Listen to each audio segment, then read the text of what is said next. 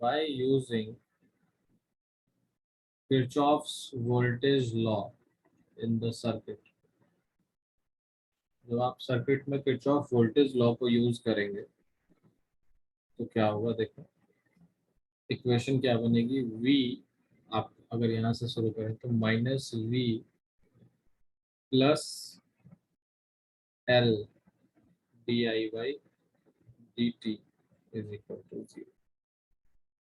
अब L di/dt क्यों है? क्योंकि इंडक्टर के पोटेंशियल को आप क्या कहते हैं? इंडक्टर के पोटेंशियल को यानी VL को आप क्या कहते हैं? L di/dt minus. ये आपने पढ़ा भी है EMI एंड AC में। VL is equal to minus L di/dt mutual inductance, sorry self inductance. तो लूप क्या लगेगा? -V plus L di/dt। अगर आप यहाँ से शुरू करते हैं तो -V और L di/dt। अगर आप इसे पॉजिटिव लेंगे तो ये नेगेटिव हो जाएगा। ध्यान दें, आपको डिफरेंट बुक में डिफरेंट वर्जन मिलेंगे इसके। मैं जिस रूल से आपको KVL पढ़ाता आया हूँ, मैं उस रूल से बता रहा हूँ कि आप EMF को निगेटिव लेंगे निगेटिव टर्मिनल से, और यहाँ पे फिर आपका टर्मिनल पॉजिटिव होगा। ठीक है, तो plus L di/dt। What will be V here? V will be L di/, ठीक है। L di/dt क्या है? सेल्फ इंड्यूस्ड EMF, जिसे आप फराडे EMF भी कह सकते हैं। सेल्फ इंड्यूस्ड, ये सब पढ़ चुके हो आप, और क्योंकि मैंने आप सबसे अभी पूछ लिया, किसी ने भी घर पे इसे किया नहीं है तो मुझे इसे रिपीट करना पड़ रहा है। अदरवाइज कोई ज़रूरत नहीं थी मुझे ये सब इतने डिटेल में बताने की कि L di/dt कैसे करते हैं। बट ठीक है, बैक EMF के नाम से भी आप जानते हैं इसे, ठीक है ना। अब अगर मैं di/dt की बात करूं तो क्या हो जाएगा? इसी इक्वेशन के साथ खेलना है अब हमें, कुछ भी एक्स्ट्रा नहीं लिखना। जो फिजिक्स लगनी थी वो लग चुकी। तो di/dt क्या होगा? V/L। V को आप क्या लिख सकते हो? Vm sin ओमेगा टी या E0 sin ओमेगा टी, लेकिन हम अब तक M वाला ही सिंबल यूज करते आए हैं तो आप यहाँ M ही रखिए। तो ये क्या हो जाएगा? V is equal to Vm sin omega t. ये sin ओमेगा टी आप यहाँ पुट कर दीजिए, तो V/L, तो di/dt क्या होगा? Is equal to Vm sin omega t upon L। ये इक्वेशन आ गई मेरे पास। अब मुझे करंट चाहिए तो इंटीग्रेट कर दीजिए, integrate both the sides, integrate both the sides. क्या हुआ इंटीग्रेट करने से? ये हो जाएगा I di/dt इंटीग्रेशन का।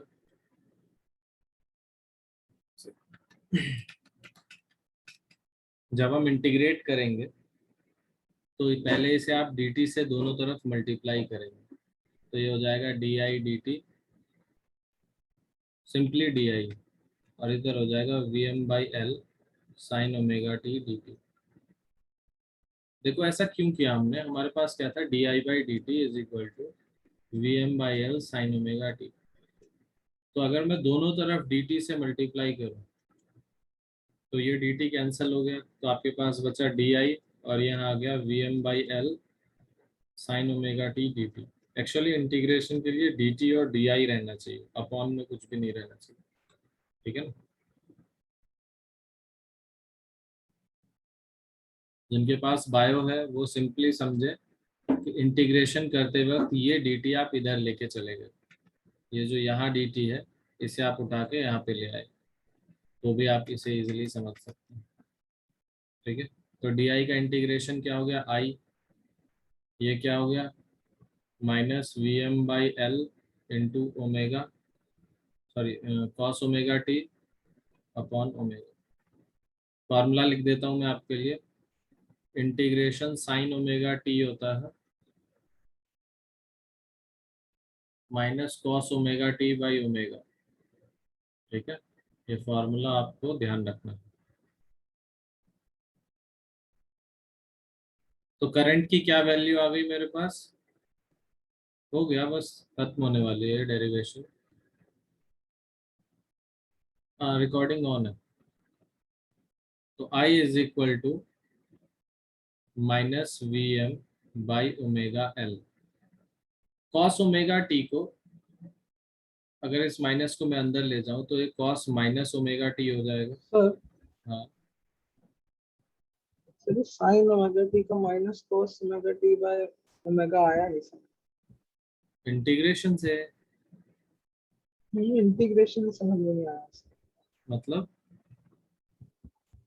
सर। साइन का तो माइनस कॉस होता है, फिर ओमेगा टी बाय ओमेगा कहाँ से आया? अभी आपने इंटीग्रेशन पढ़ लिया मैथ्स में अभिषेक सर के पास? सर चल रहा है। हाँ, तो ये फॉर्मूला है integration sine A X D X is equal to sine A X by X. ये फॉर्मूला है इंटीग्रेशन का। जैसे आप डिफरेंशिएशन करते हो साइन ओमेगा टी का, तो आप क्या लिखते हो? Cos omega T into omega. लेकिन जब हम इंटीग्रेशन करते हैं तो इंटू ओमेगा ना करके बाई में ओमेगा हो जाता है। समझ गए? हाँ, ये आप वहाँ पढ़ेंगे इंटीग्रेशन में, इसलिए मैंने इस पे ज़्यादा फोकस नहीं रखा। तो इस माइनस कॉस ओमेगा टी को मैं सिंपली क्या लिख सकता हूँ? Sine omega t minus pi by two. तो ये आपकी इक्वेशन हो गई करंट की। I is equal to I M sine omega t minus pi by two. I can ignore all these steps. I can ignore all these steps. In physics, I am not dealing with mathematics. सीधा मैं इसे लिख सकता हूँ after two steps. ये step लिखने के बाद आप सीधा इस स्टेप पे आ सकते हैं while you are deriving a physical relation for inductor. No need to solve it in these three steps. आपको आती है या नहीं आती, पेज भरने की ज़रूरत नहीं है। ठीक है, आप सीधा ये लिखेंगे, मैथमेटिक्स का पेपर नहीं है, आप सीधा यहाँ पे पहुंचोगे। ठीक है, तो now I have two equation. कौन कौन सी दो इक्वेशन है मेरे पास? एक तो ये, ठीक है, और एक ये वाली एक इक्वेशन ये जो फिगर के ऊपर लिखी है। अगर आप दोनों इक्वेशन को कंपेयर करेंगे तो आपको पता चलेगा कि साइन मतलब करंट के कंपोनेंट में और वोल्टेज के कंपोनेंट में 90 डिग्री का अंतर है। आप देख लो, ये सिर्फ साइन ओमेगा टी है, ये sign omega t minus pi by to. समझ गया? एक है सिर्फ साइन ओमेगा टी और दूसरा है sign omega t minus pi by two. तो जब मैं इसका फेजर डायग्राम बनाऊंगा तो ये कुछ ऐसा बनेगा। फिगर में ही बना रहा हूं मैं आपको ताकि याद रहे।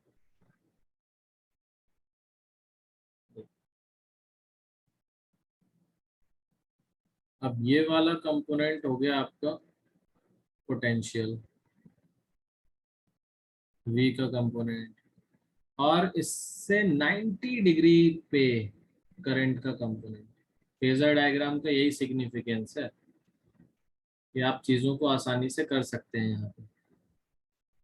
देखिए, ये हो गया ओमेगा टी और ये हो गया 90 डिग्री। इन दोनों के बीच एंगल हो गया 90 डिग्री, पाई बाई टू। ठीक है, ये हो गया ई वी और ये हो गया I. Means current is lagging behind by pi by two. Current is lagging by pi by two. Current पीछे है, या फिर इसी को आप ऐसे लिख सकते हैं, voltage is leading by pi by to. Leading current by pi by to. ठीक है, voltage is leading current by pi by to. इसकी वेव फॉर्म अगर बनाना चाहें आप तो वो भी इजीली बना सकते हैं आप। देखिए,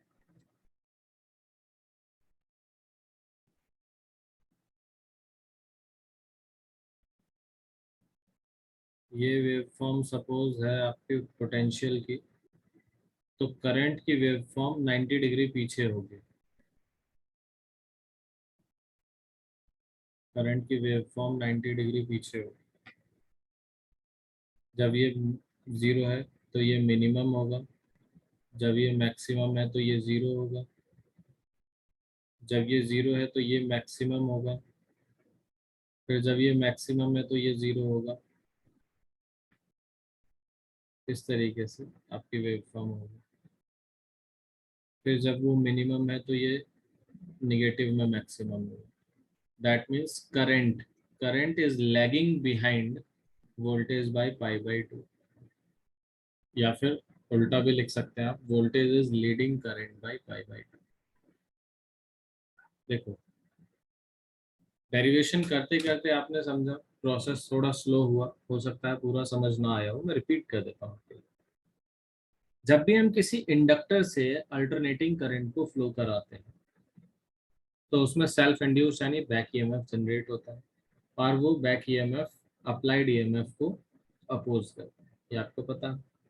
तो जब हम इसमें केवीएल अप्लाई करते हैं, तो केवीएल अप्लाई करने से क्या हुआ, यहाँ पे जब हमने इसमें केवीएल अप्लाई किया तो -v+L/di/dt आ गया। इसी इक्वेशन को सिर्फ, अगर आपको सिर्फ एक ये इक्वेशन समझ आ जाती है, सिर्फ ये फर्स्ट इक्वेशन समझ आ जाती है आपको, तो आगे कुछ भी नहीं है।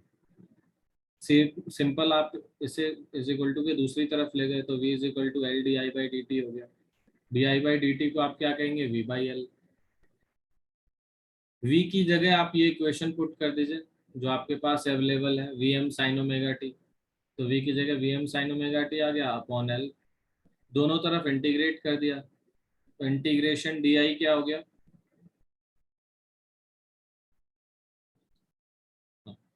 इंटीग्रेशन डी आई आई हो गया, V M by L as it is रहा, sine omega t d t की जगह cos omega t by omega आ गया, और ये माइनस साइन यहाँ से कैंसल हो जाएगा।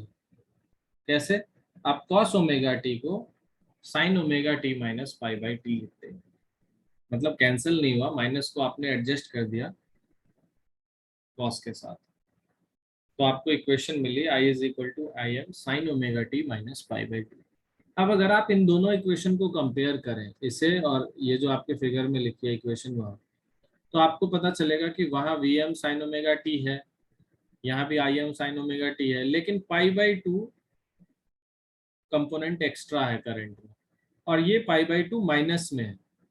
पाई बाई टू माइनस में, इसका मतलब current is lagging behind, current पीछे है। जब वोल्टेज मैक्सिमम है तो करंट जीरो है, वोल्टेज मिनिमम है तो करंट मैक्सिमम है।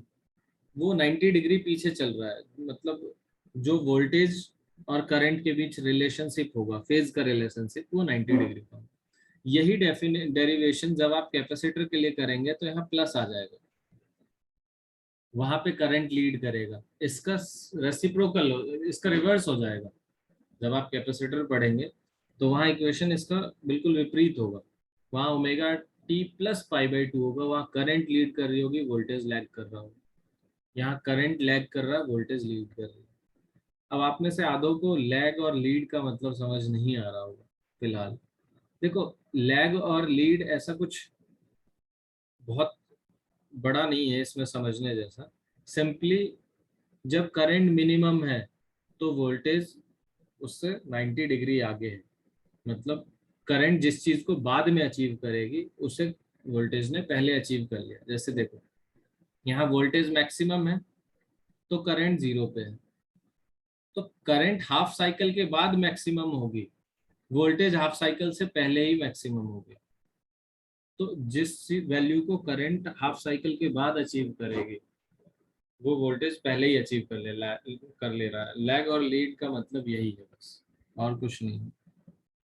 क्लियर है कि वो कब मैक्सिमम और मिनिमम अचीव करेंगे, बस यही एक्सप्लेन किया जाता है फेजर डायग्राम में। और लैग और लीड का मतलब यही है, जो लीड कर रहा है वो मैक्सिमम को पहले अचीव करेगा, जो लैग कर रहा है वो मैक्सिमम को क्वार्टर साइकिल के बाद अचीव करेगा। क्लियर है। Voltage Leeds and current lakhs, ये चीज तो पता चल गया, वोल्टेज लीड्स एंड करंट, ठीक है। आई की जो इक्वेशन आई है वहां आपने ध्यान दिया होगा, V M by omega L लिखा था मैंने, और फिर sine omega t minus pi by two. तो as you can observe, I M की जगह पे क्या लिखा है, V M by omega L. I M की जगह पे क्या लिखा है, V M by omega L. इसका मतलब क्या है कि मैं आई एम को V M by omega L लिख सकता हूँ। ओम्स लॉ क्या कहता है, आपको याद होगा, ओम्स लॉ क्या कहता है, I is equal to V by are.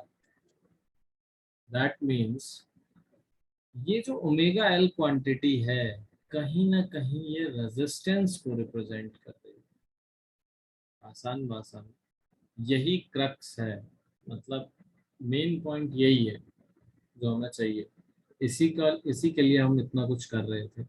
बाकी इन डेरिवेशंस का आगे के किसी भी डेरिवेशन में कोई खास रोल नहीं होगा। ये डेरिवेशन यहीं तक के लिए थी, और इन डेरिवेशंस को हम इसीलिए कर रहे थे ताकि हम ये अचीव कर सकें, दिस ओमेगा एल, ये हमें मिल सके। तो देखो क्या होगा, omega L acts as resistance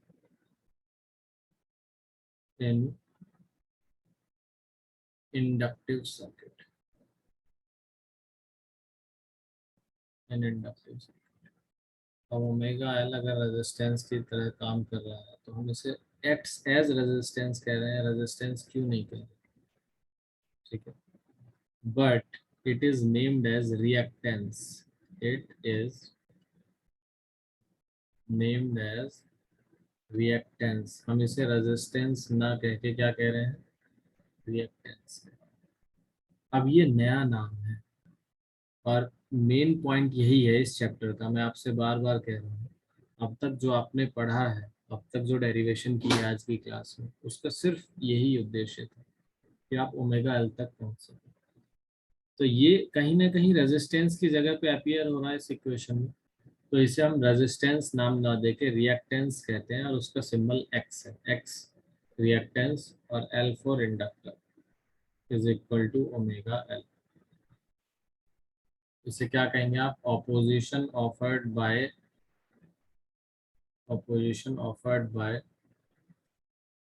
inductor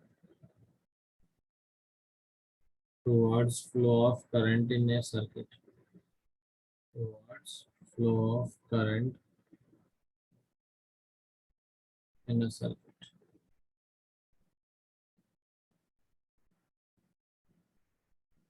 ध्यान दो, अगर ऑपोजिशन किसी कंडक्टर का होता है तो आप उसे रेजिस्टेंस कहते हैं, लेकिन वही प्रॉपर्टी, वही करंट को अपोज करने की प्रॉपर्टी बैक ईएमएफ की वजह से अगर इंडक्टर शो करती है तो आप उसे क्या कहते हैं, रिएक्टेंस।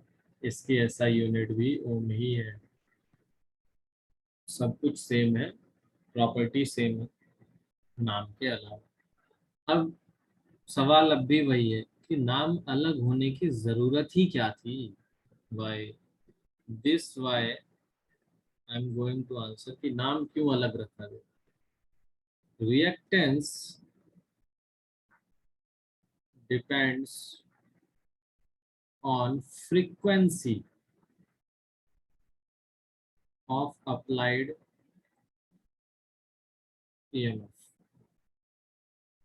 ये अप्लाइड ईएमएफ की फ्रीक्वेंसी पे डिपेंड करते हैं। यहाँ देख लो फॉर्मूले में ओमेगा है, that is omega angular frequency of the applied EMF, whereas resistance is independent, whereas resistance is is independent of frequency, independent of frequency। Resistance पे फ्रीक्वेंसी का कोई फर्क नहीं पड़ता, इसीलिए ऑल्दो प्रॉपर्टी तो सेम है लेकिन आप इसे नाम अलग दे रहे हैं। नाम अलग देने की वजह यही है क्योंकि अगर आप इसे भी रेजिस्टेंस कह देते तो कंडक्टर का रेजिस्टेंस फ्रीक्वेंसी इंडिपेंडेंट है, इंडक्टर और कैपेसिटर का रेजिस्टेंस फ्रीक्वेंसी डिपेंडेंट है। तो उस चीज से बचने के लिए इसे एक अलग नाम दिया गया, reactance, reactance of AC circuit when inductor और capacitor is connected in it. That is why inductive यानी inductance, inductive effect is absent in DC since DC has zero frequency. DC has zero frequency. Inductive effect is absent in DC. Inductive effect is absent in DC. Absent in DC. DC में inductive, ये 4 point बहुत बहुत बहुत important है। मैं बार बार नहीं लिख पाऊंगा, मैं आपसे अब भी कह रहा हूँ ये 4 पॉइंट बहुत इंपॉर्टेंट है। ठीक है, अब वापस से अपने इस रिलेशन पे आते हैं। साइड से हमने जो बातें करनी थी वो करते हैं, वापस अपने इस इक्वेशन पे लौट के आते हैं कि इससे और क्या चीजें हमें पता चलती हैं। फेजर डायग्राम मैंने आपको बता दिया, रिएक्टेंस एक नया टर्म इंक्लूड हुआ वो मैंने आपको बता दिया। Power, average power over complete cycle क्या होगा, कोई बता सकता है मुझे? Average power over the complete cycle क्या होगा यहाँ पे?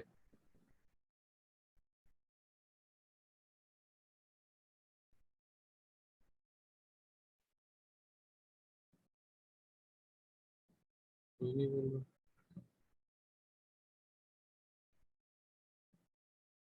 Ishan, Ishan, yes sir, yes sir. क्या होना चाहिए average power over the complete cycle? इन चीजों की बहुत अहमियत है जो मैं करा रहा हूँ। ये थोड़ा थोड़ा करके तो आपको ऐसा लग रहा होगा कि मतलब चीजें आसान है, पर है नहीं, ये इतनी आसान नहीं है जब पढ़ने बैठोगे। एवरेज पावर, मैंने कब कहा सर? मैंने जो पूछा वो बताइए सर। एवरेज पावर नहीं नहीं, supplied to inductor sir over आपकी राइटिंग बड़ी स्लो आ रही है स्क्रीन में। कंप्लीट साइकिल, मतलब लेट आ रही है ऐसा कह रहे हैं आप? Yes sir. हम्म, करते हैं इस पे भी वर्क। मेरे ख्याल से पावर पॉइंट अपडेट करना होगा, बट अब क्लास तो भी करनी है। Average power supplied to inductor over complete cycle, कितना पावर आप सप्लाई करेंगे? तो अगर मैं आपको आंसर अभी लिख दूं तो it is 0। Ideally an inductor does not amount to power loss in AC circuit, a very important line. Ideally an inductor does not amount to power loss in AC circuit. वैसे आपके pen में charging है? क्या? जिस pen से आप लिख रहे हैं उसमें चार्जिंग है? नहीं, ये पेन टैब है, डिस्प्ले पे नहीं लिखता हूँ। मैग्नेटिज्म, ये मैग्नेटिक सेंसर पे वर्क करता है, चार्जिंग तो कोई लफड़ा नहीं है इसमें। क्या? आइडियली किसी इंडक्टर को अगर आप सप्लाई देते हैं आइडियली, तो वो कोई पावर डेसिपेशन शो नहीं करेगा, मतलब पावर कंज्यूम नहीं करेगा सर्किट से कुछ भी। लेकिन आपको पता है आइडियल कॉन्सेप्ट ही अपने आप में आइडियल है, समझ रहे हो ना? आइडियल कॉन्सेप्ट ही अपने आप में आइडियल है। You can not have ideal inductor, it will have some component of resistance, कुछ ना कुछ रेजिस्टेंस तो होगा ही उसके अंदर। इसीलिए आप एक लाइन में समझो, कभी भी अगर पावर लॉस है, किसी भी सर्किट में अगर पावर लॉस है तो उसकी जिम्मेदारी सिर्फ और सिर्फ रेजिस्टेंस की है। If there is power loss, that is due to resistance component only. Capacitor and inductor ideally do not amount to power loss. Next part में हम इसकी डेरिवेशन देखेंगे, आप दोबारा ज्वाइन करिए।